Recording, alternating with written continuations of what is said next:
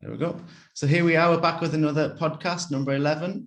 And today we're joined by Graham Clark, who plays for Durham. So just to get started, Graham, if you'd like to introduce yourself, obviously, I know I've mentioned you play for Durham, but if you'd like to just give a little introduction of the podcast.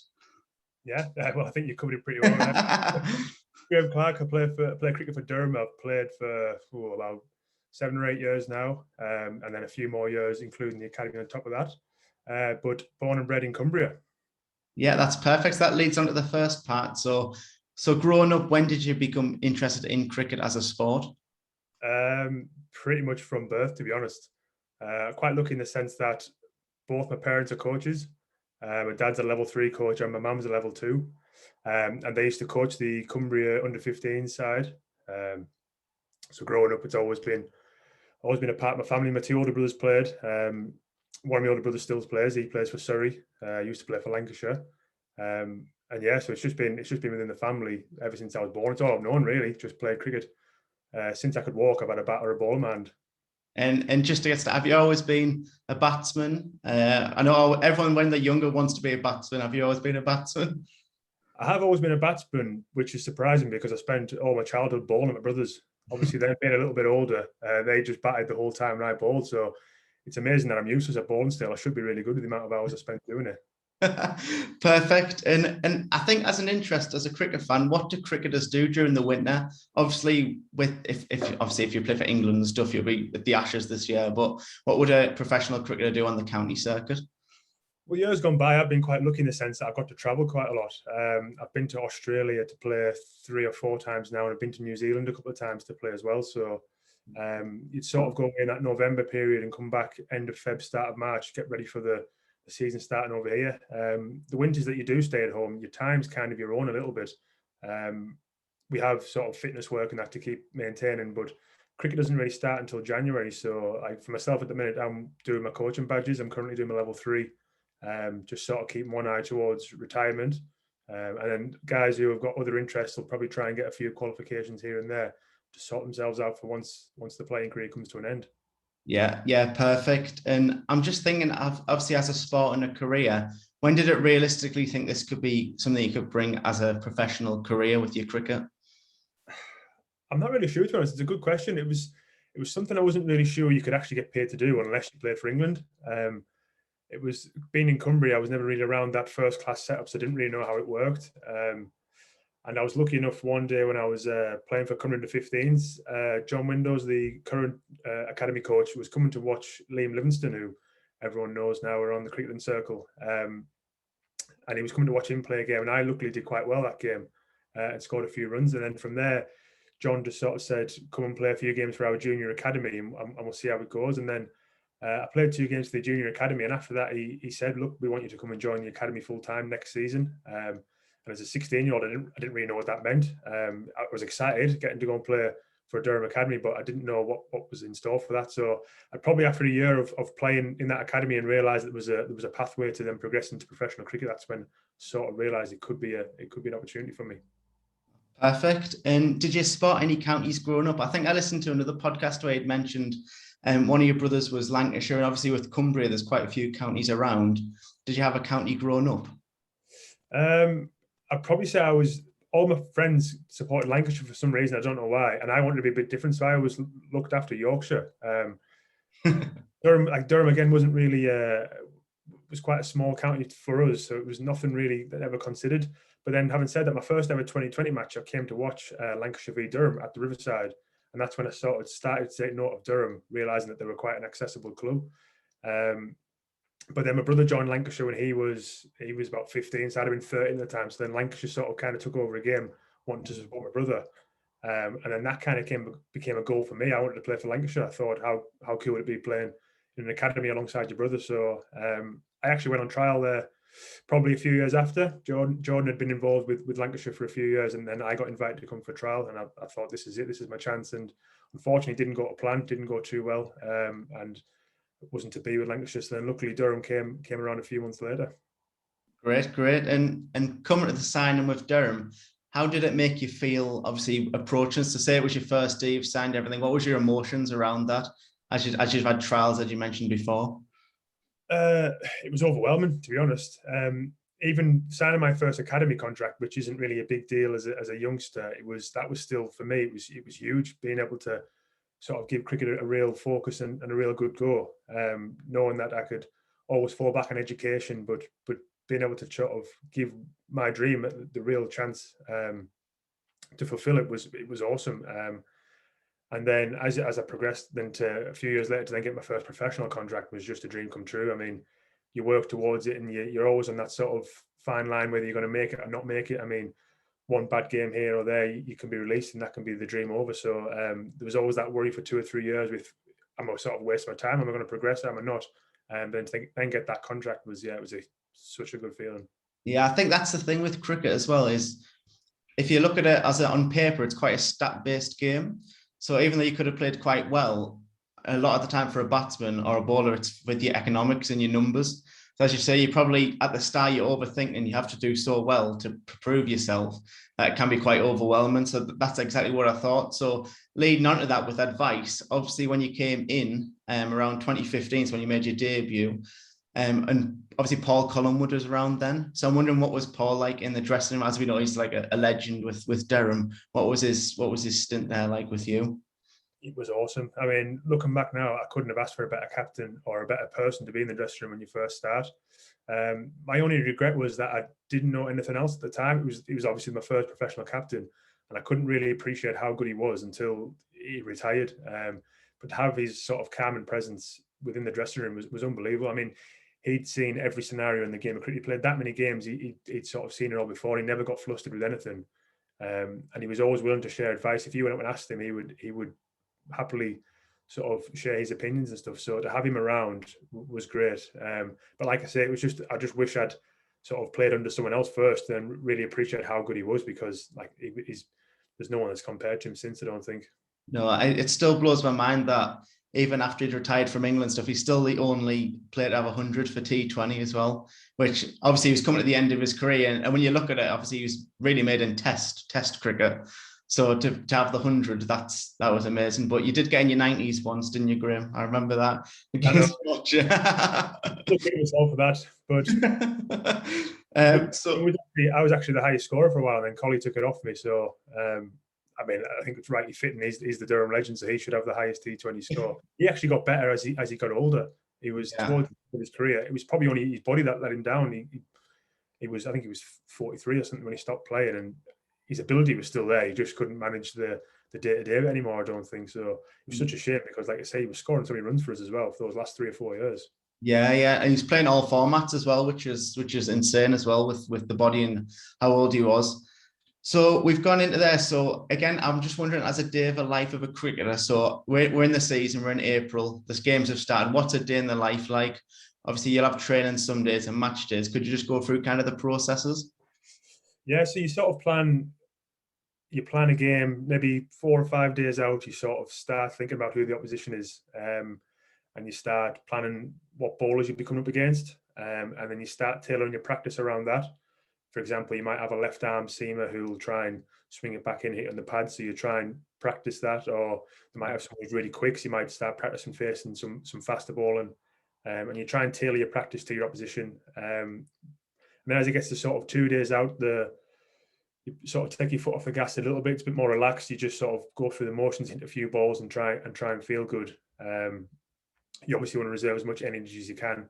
If it's a 4-day game, obviously it's a tough 4 days. You can spend 9 hours in a straight stint fielding. So you want to reserve as much energy as you can. And then when it comes to a game day, it's personal preference really. But a lot of the guys, you get there, you turn up probably 2.5 hours before you start, and probably have your morning coffee and have a bit of a chat with the lads, get sort of that feel of the day, and then people will move away into the nets and have a hit.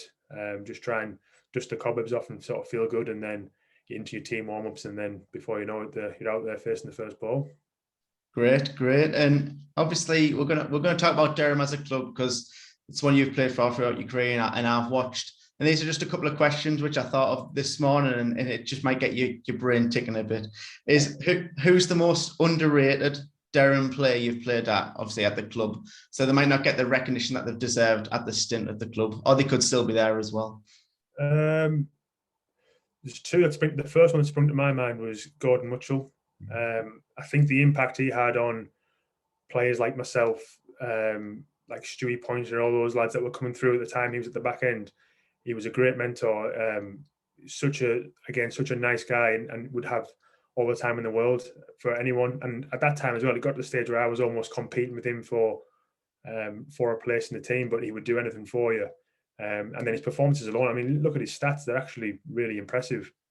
Playing in an era which is slightly different to what like T20 stats maybe don't shape up as well as people's would now, but it was a different time.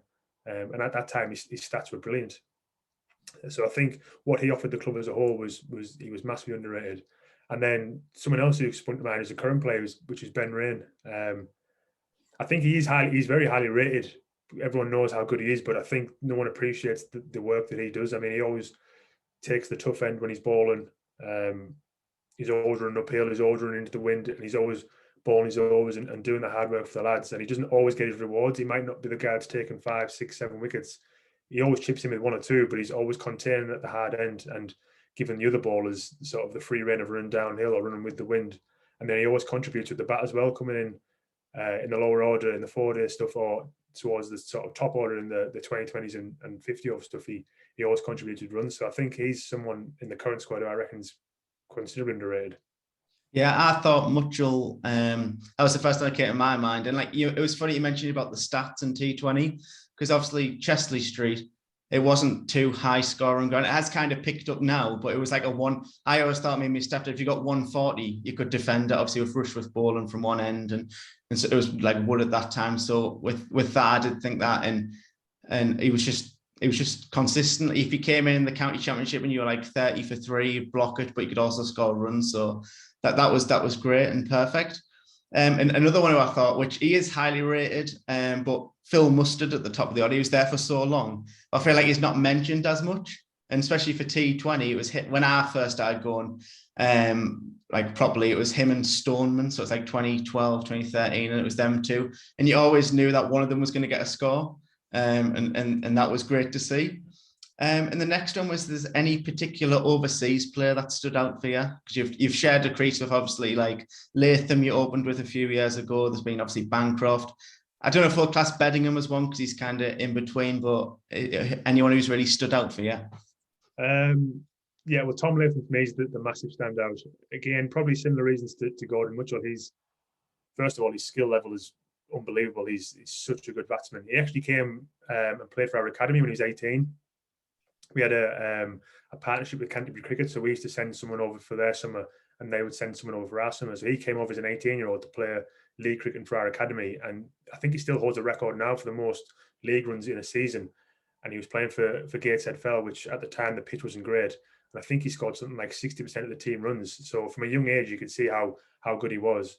And then when he came back, he did the same thing. He scored loads of runs in the four-day stuff, and he did really well in the T20s. But again, it was what he offered off the field, which was just as good. He was there. He was a mentor for everyone. He wanted to help everyone. He wanted to be there and really drive the club forward. He had a sort of an affiliation with the club as he was there since he was as he played when he was 18. So just the way he went about things and his work ethic sort of set the example, and then obviously led by example by just performing. And in the same breath of that, I'd probably say John Hastings as well. I think he was a real people favourite. Just another great guy and a great performer, and he gave it all every time he went out and played. So I think they're the two main names that stand out for me. Yeah, it was exactly the same two for me. There was also obviously I think Steele opened with him, but Darcy Short was class to watch as well for getting the game started. But yeah, definitely. I did think Latham. Was he captain at one point? Am I mistaken? At the T20s? Yeah, he captained the T20s, and I think he did. I think he did a couple of 4-day games. I think at the time Collie was still playing, but I think Collie might have been injured or away, and Tom took over as well and did that. So yeah. I mean, Darcy was really good as well, but Darcy was only here for the 2020, so it's hard you don't get as much time to get to know them as well. He was only here for sort of a month, but he was great with the lads. You obviously just wish I had more time with people like him. Yeah, awesome, great. And then the last one for this kind of part was just the best bowler you've faced. So just a couple few like that. Maybe who you're like maybe playing a county next week and you think you're going to be facing them. Who springs to mind? The first one for that was Mohammed Abbas. Even he played for Leicester. We played him, I think it was at the end of 2018, and he alone bowled us out twice in 2 days. It was like we just couldn't play him. I think he got 13 wickets or something for about 40 runs, and he was just impossible. He was bowling downhill. I don't know what it's called now. It was Grace Road. I think it's the Fisher County ground. He's bowling downhill, and he had a sort of a gale force wind behind him, and his level of skill was remarkable. He didn't miss his line or his length, and he was moving it both ways. And it was just, you were batting just thinking, well, if it's not this ball, it's the next ball is getting me out. And it just, you didn't think you were going to last more than an over. And it was, I can remember thinking, it got me out, and I just sort of nodded my head at him and said, you're too good for me. That's getting me out every time. So that's the like sort of immediate one that stands out. And then we played I think it was the year before at Worcester. Ravi Ashwin played, and they made the pitch slightly suitable for spin. So that was a tough challenge as well. And you could just see the confidence that these people have who've played international cricket and how well they know their game. It just sort of, you can tell they're a cut above, and it really makes a difference. So you notice when you're playing sort of an international standard player. Yeah. I always think when I'm watching it, Lockie Ferguson, like he's just so good with. I don't think you'd obviously know what he's going to bowl because he's so good with a slow ball. But as he approaches you, you don't know. So I always think him, and you're right. Especially, do you prefer face? Obviously, you might not admit this, but do you prefer face and spin or pace? Because obviously you like to go for the sixes, so sometimes it requires more with a spinner if you come down. What do you prefer? I'd probably prefer face and pace. Spin probably gets me out more often than not. I don't have as clear a plan to spin as I do with pace. That's obviously within reason. Once it starts getting to Lockie Ferguson's pace, that's when it becomes challenging. I can remember we played against him this year, and like you say, that slow ball's so good, but you can't set up for a slow ball because you could bowl you on at 95 mile an hour, and you've got no chance then if you try to set up for one at 70 mile an hour. But yeah, I think as a whole, I like in the T20s I open the battens to try and face the new ball and try and face the pace ballers and try and get the team off to a good start. Yeah, great. And I think obviously with you saying about the T20, you like a bit of a pull shot as well, don't you? So if they get a bit of pace. I do, but it also gets me out a lot. The amount of times when there's only two fielders out and one of them's out at deep square and I pick him out and catches and I'm walking off, it's I get a few phone calls off my dad about that, telling me off. So that then leads on to, you mentioned about picking fielders out and stuff. So we're going to talk about this year's Royal London One Day Cup campaign, because obviously it was great for Durham. And I think it really, with what happened at the 100, I think it surprised a lot of people and even some of the fans how well we did with a lot of players out, and they were coming out at different times, obviously with Ben Rain getting called up near the end before we were starting and so on. So I'm just wondering, was it strange being in slightly a different environment with these people going to the 100? It was different, but it was exciting. It was exciting for those lads getting like the chance to be involved with that. We were all, I think everyone was kind of keeping a close eye on the 100. No one knew what to expect, but knowing that a few of your mates have got the chance to experience it firsthand, it was exciting for them. And then you quickly realize that you got your own competition to focus on, and that in its own sense as well, that was really cool because we played at outgrounds, we played at different venues, and I think the trusted county cricket supporters wanted to really back the One Day Cup. So we got decent crowds at most games that we played, and because we were at outgrounds, it felt really personal. You got sort of engaged with the crowd, and I think that's what made the tournament have sort of such a special feel. And yes, we did lose 3 players, but there were 3 bowlers, and we had guys sort of in reserve. So we had people like Rushy wasn't intending on playing a white ball game last year, and he opened the ball and was brilliant. He took wickets every game. And then it gave other people opportunities, like Jack Campbell and Matt Salisbury, who might not play as much white ball cricket, and Luke Tanethi as well. So, and then the good thing for us is that it didn't really change our batting lineup too much from the 2020. So we had a disappointing 2020 campaign. The second half we were pretty poor, and I think we kind of wanted to put that right. And as batters, I think bar the final, we almost got that right. And was there anything that you changed in your game with regards to the one day stuff? Because you're always a fixture in the T20, but obviously you'll have to slightly change your approach with being 50 overs instead of 20. But is there anything you particularly changed this campaign that made it go so well? I think for me it was just you don't have that pressure to score as quickly. I think with 2020 you've almost got to try and keep going. Once the fielders go out, you've still got to try and clear them or try and find the gaps, and you've got to really take it to the bowlers. where with 50 over cricket, you can almost just let the game flow naturally.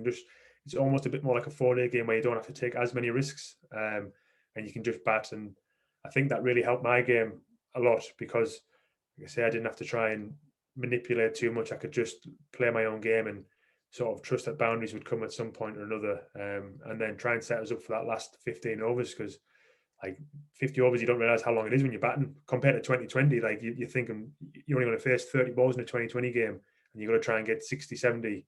Where in a 50 over game, if you bat 100 balls and score 100, you've done a good job for the team. So you just do it for a longer period of time without having to take those risks, really.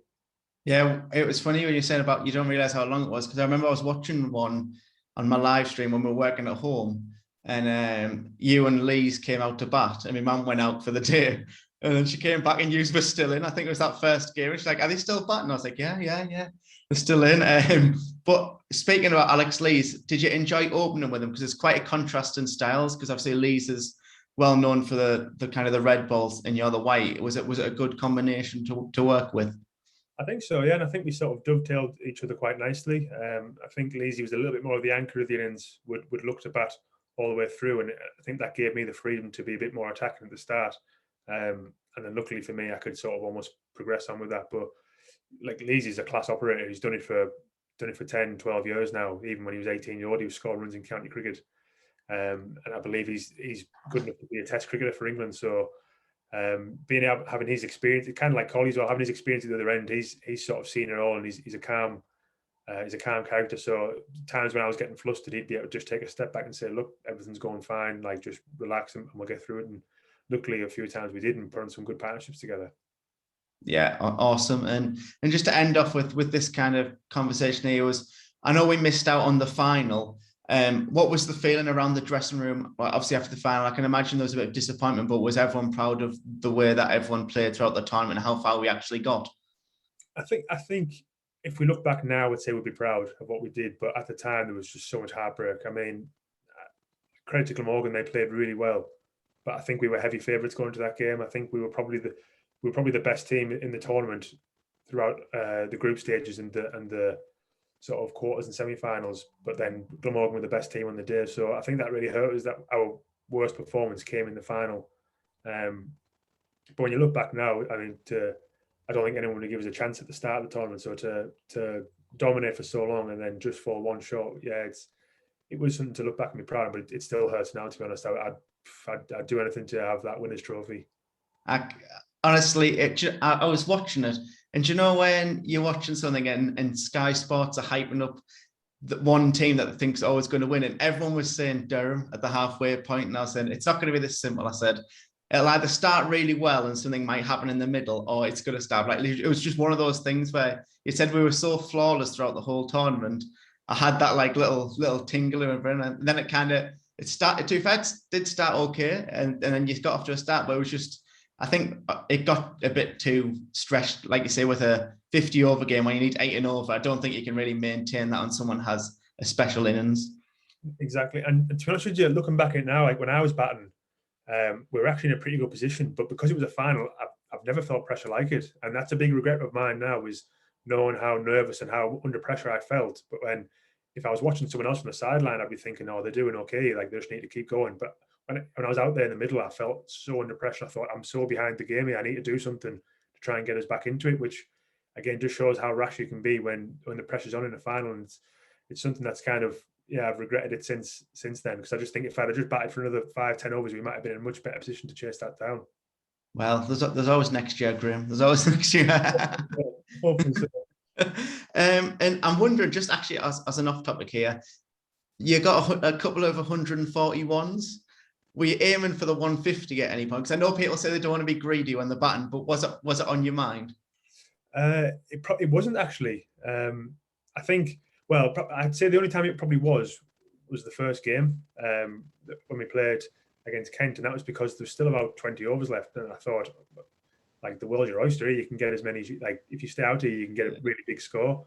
And then after that, it was more just to focus on trying to get as many runs for the team. I mean, you get some, if you're getting yourself, great, but it was just doing what was right for the team. And I think the first and the second time, I was still had a few overs left, so I had the license to try and score more runs quickly. So I thought that'd be best for the team.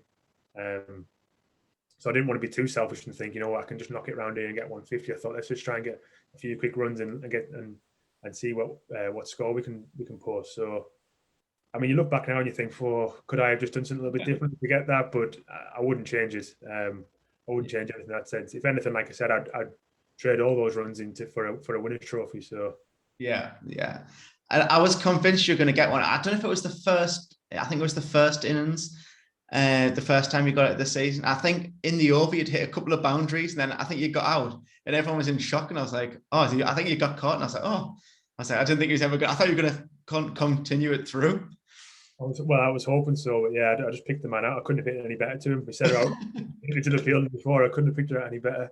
And I think there was still about 16 overs left at the time as well. So I was a bit disappointed. But when you post 400, I think that's the main thing, isn't it? I mean, you can't sniff at 141 anyway. It's not that you got 3.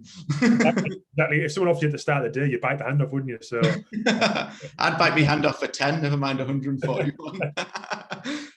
So just to recap the end of the Durham section is, what is your personal ambitions for 2021 and as a season as a whole? Are you looking to get into the red ball side as well as just the white? What's your overall thoughts ahead of the season? Yeah, definitely. I want to play all 3 formats. I'm still a cricket fan, so for me, cricket, the best form of cricket is the longer format of the game. So I'd love to be a part of the 4-day team. I managed to work my way in at the end of last season and play a few games. Didn't quite sort of take that chance, but I'm hoping I can still be thereabouts next season. And then in terms of the white ball stuff, I just want to go one better next year and win something. I'd love to win something for Durham.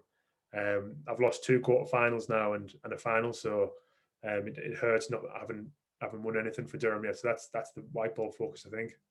Awesome. And at the start of the season, do you have any like kind of goals in mind, like as a team? Because it's been a lot of a rebuilding stage over the last 5 years or so, and we had the problem with the finances, and then our top 3 kind of departed.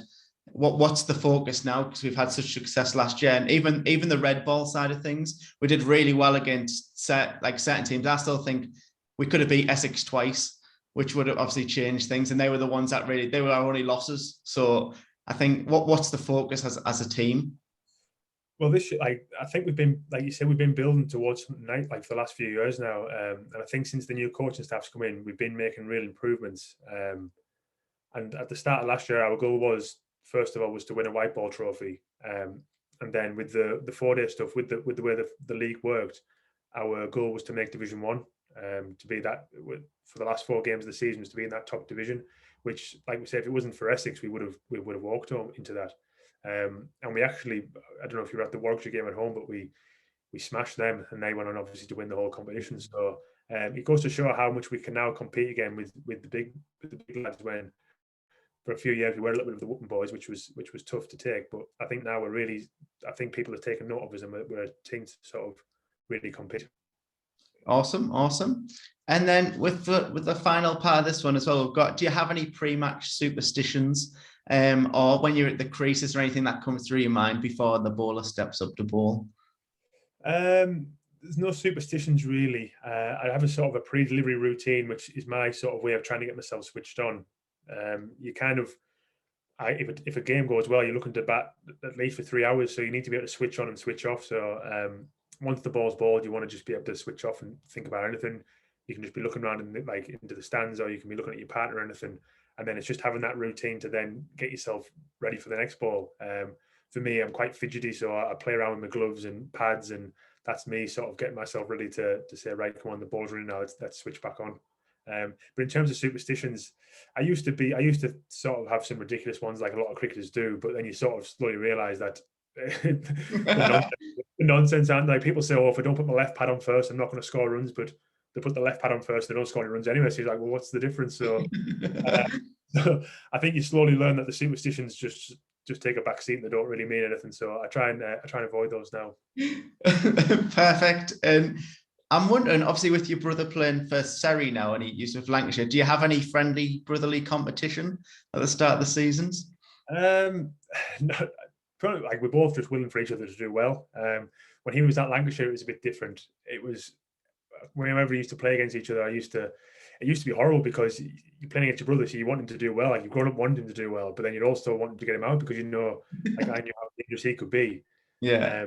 And then if he was balling to me, it was an absolute nightmare because he's always been like an established player when I've always been like on the fringe of being in the team. So I'm always really serious and trying to take it hard. And he'd be running in, pulling faces and trying to make me laugh. And I'm just thinking, this is not the time. Like, come on, I'm trying to switch on here, and he's just trying to do his best to put us off. So it's always been good fun playing against him. And I think my parents have actually always just drifted towards my side rather than his, which has always been nice. I've heard them cheering from me more than him.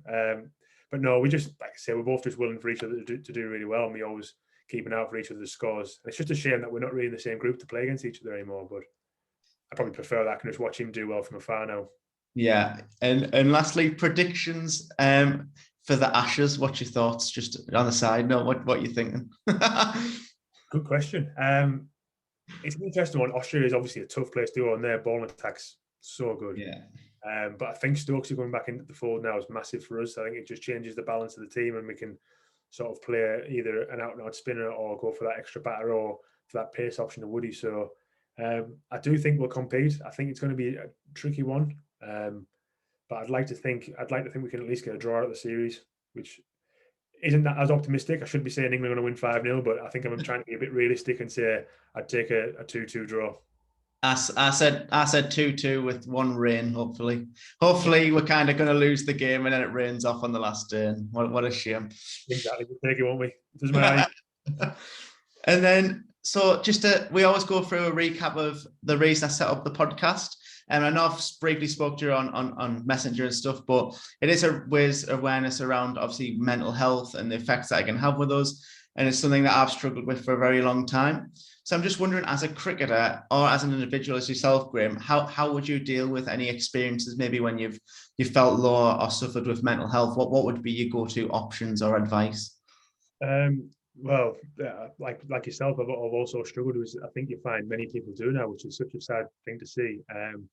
And I got the help I needed. I went and saw a specialist, had a therapist for sort of 2 years, and you sort of learn techniques and how to deal with problems in life and issues that you have. Playing cricket's obviously it's quite tough. It's a game kind of based on failure. You probably fail more times than you succeed, and when it's your livelihood, it can really take its toll on you. You're worried if you're not going to get another contract. You're not really financially stable being in this job, so there's always that worry if you're not performing that things aren't going to go, like, things can go really downhill really quickly. So it's, for me now, it's just being able to try and keep a level head. Don't get too high when things go well, and don't get too low when things go badly. But I think what I've learned as well was something I struggled with when I was younger was social media. I think it gave people a platform to voice their opinions on you, which I think everyone's entitled to do so. But I always took it to heart. When you see some words written about you, or people sort of taking personal digs at your performances, but using that to have a go at you, it's something, as a young lad, you kind of don't understand why. And as someone who likes to I'd just like to get on with everyone. I like to be friendly with anyone. That sort of, it really confused me as to why people would do that and take opportunities to have digs at people. So I did struggle for a long time with dealing with the pressure of being a professional cricketer and what came with it, and people's opinions on social media. But now I think that you try and just stay level. You try and avoid those comments on social media, because it became an addiction for me actually as well. When you as soon as you start seeing these nasty comments, you start searching for them. I don't know why. It's like I can't really explain why, but you'd see some nice comments about you, and you would kind of ignore those and think, no, I need to find the one that's bad, and it's it gets you down. It's tough, but you can't help but look at it. So you kind of now put that to the back of my mind, and when you speak to therapists and stuff, you learn what works well for you. And I think lockdown came at a really good time. The first lockdown for me personally it was a good break from cricket. I just got a dog as well, which was great. I think getting out and walking for me is huge. Just getting out and about and staying active, putting a podcast on or something, like just sort of forgetting the world for a little bit is great. So I realise now that sitting at home alone by myself can be bad for my mental health, and I need to do what I can to stay active and stay engaged with people and keep in touch. So yeah, for me, it's just getting out and about and not sitting alone for too long. Yeah, that's great. Thanks for into that. I really appreciate it. And it's the same for a lot of people, like you say. And it was funny you mentioned about the comments and trying to. I don't know if you think it's like not justification, but sometimes you need to know, like you say. And that was the case with you, where it's a mindset. If you look once, maybe you think, oh, I'm going to look again to see what it is, and over again. And it's the same. You might have 99 things that's amazing with you as a person, but you'll always think about the one that you don't like. And that's exactly the case with anything. Exactly, and you do get loads of lovely comments, like people like yourself always message and say really nice things. And now I take that to heart much more, and I love that when people you can tell are genuinely care for you or genuinely want you to do well, and they send you a nice message when you have done well. And that's now what I've took from that is appreciate when people say nice things to you and just ignore the sort of the hateful or the nasty comments, because like you said, it does get you down and you go searching for it. Yeah, and it was funny again. Walks, anything that isn't sitting alone, not talking about it, is better and it's productive and it keeps your mind going. Because if you sit there in your room and don't do anything and think, oh, I can't be bothered, then you're only going to sit about and worry about the thing that you're worried about. It's just going to get worse and worse, and things spiral in your head that are never going to happen, but you think it's going to be the end of the world or it's going to happen. It's a much worst case scenario, isn't it? I mean, Yeah. and what about you? So how are you feeling now? And what have you done? What do you do to help you? Yeah, so I struggled a lot. So when I was younger, it was a lot of social anxiety. So I'd never have done anything like this, meeting anyone new. I always worried about judgment, about what they thought about me. It's the same way you really like to be the person everyone likes. I did never like the thought of someone not liking me. So that was one of my main things. And then I had a big struggle around like hair loss and stuff at the start of the year. And so I just shaved it all off. I used to have like really long hair and it was really bothering me. And I'd hate going out in the wind and I'd worry about that. So I just shaved it off. And I thought, well, if that's one thing I'm not worrying about, when I grow back again, I don't think about it, because it's just like my fear is exposed and it's out there, and it's not a worry anymore. I've actually took action to it. So I did that, and it's just done us the world of good. And I think it's not curable, these mental health and depression, anxiety, but there's ways around it and there's ways of dealing with it. And every day I realize not every day is going to be perfect, and you might have something that upsets you, but you just got to take it on the chin and think, tomorrow I'll do that different, or in the future I'll do that different. So that was, like I said, the main reason I set this up was just to get out of my comfort zone, speak to people, and just really just throw myself into something that would take my mind off worrying about it. Because I set it up in the first lockdown, and it was obviously we were stuck at home and I hadn't seen anyone. I thought, well, this is the new normal, is Zoom, so I might as well try and reach out to people. So that was my feeling around it. That's great, man. It's great that this is working well for you as well. And I must say, yeah, it looks great. I can remember you putting the post on Facebook as well, and I thought that's such a brave thing to do. And I'm so pleased that it's helped you to do that in the long run now, because yeah, you look great. Oh, thank you, Graham. I appreciate it. and just to end off the podcast, I always do a section called "If You Had to Choose Three." So there's going to be a topic, and you have to choose three answers to it. So it might be, for example, 3 places you'd like to visit. If you just give us 3 ideas. So the first one is 3 fast food items or home cooked meals. Oh, fast food could be so many. I love it. I love it. I'd say I love a Domino's, a Subway, and a McDonald's. Which, yeah, as a professional athlete, it's not great to be liking those 3 things, but I can't help myself at times. Awesome. 3 drinks, whether it's alcoholic or non-alcoholic. I'd say Diet Coke's my favorite by a long way. And then I'll go. I do enjoy a pint after a game, after a day's play. So a pint of lager, probably Moretti would be my top choice there. And coffee. Can't beat that in the morning. Awesome. 3 movies that you'd recommend or you'd always go to as your comfort. The Hangover 1, 2, and 3. The third one's terrible. I love The Hangover is probably my favorite film. And then either be after that, I love Step Brothers as well, or I'd even say the Lord of the Rings trilogy as well. I can get lost in those hours. Awesome. And lastly, I kind of gave you a hint to it earlier, but 3 destinations to visit or you'd want to go back to. Ones I want to go back to be Queenstown in New Zealand, Reykjavik in Iceland, which I was just at recently, and the third one I'd probably say Sydney. Awesome. Perfect. So that's all the questions finished for this podcast. So just to end off, Graham, if you'd like to say anything to the listeners about what you're going to be doing the upcoming year, if you'd like to plug your Instagram or your social media or anything, just feel free to end off with kind of your own spin. Well, I'm pretty quiet on social media, so I wouldn't recommend following you. Well, you'd think I wouldn't exist after a few weeks. So no, but for me now, it's just a winter of training and getting ready for the season starting in April. Thanks to you for having me on, and thanks for being honest and open as well. I appreciate that. No, it's great. Thank you very much for coming on, Graham. I appreciate it. And I hope everyone enjoyed the podcast.